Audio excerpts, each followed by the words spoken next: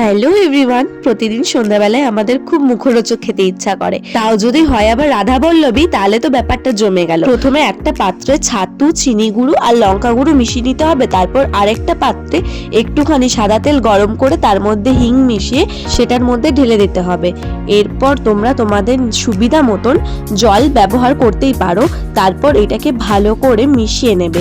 মিশিয়ে নেওয়ার পর এরকম একটা ডো তৈরি হয়ে যাবে। তো সেটা এখন রেখে দেবে ঢাকা দিয়ে। ততক্ষণ চলো ময়দার মধ্যে ময়াম দিয়ে তৈরি করে নিই লুচির গুলো। এরপর এইগুলো যখন তৈরি হয়ে যাবে, এগুলো বাটির মতন গোল গোল করে তার মধ্যে ওই পুরটা ঢুকিয়ে দেবে। তারপরে ভালো করে মুখটাকে বন্ধ করে সেটাকে গোল করে নিতে হবে, দেখবে যাতে না পুরটা বাইরের দিকে বেরিয়ে আসে। এরপর এই লেচিগুলোকে বেলে নিতে হবে, আর বেলার সময় অবশ্যই কিন্তু সাদা তেল ইউজ করতে হবে। তারপর আর কি, সাদা তেল গরম করে তার মধ্যে ভেজে নাও। গরম গরম তৈরি হয়ে গেল রাধা বল্লভী। আর সেটাকে তোমাদের পছন্দ মতন তরকারি দিয়ে সার্ভ করে দাও।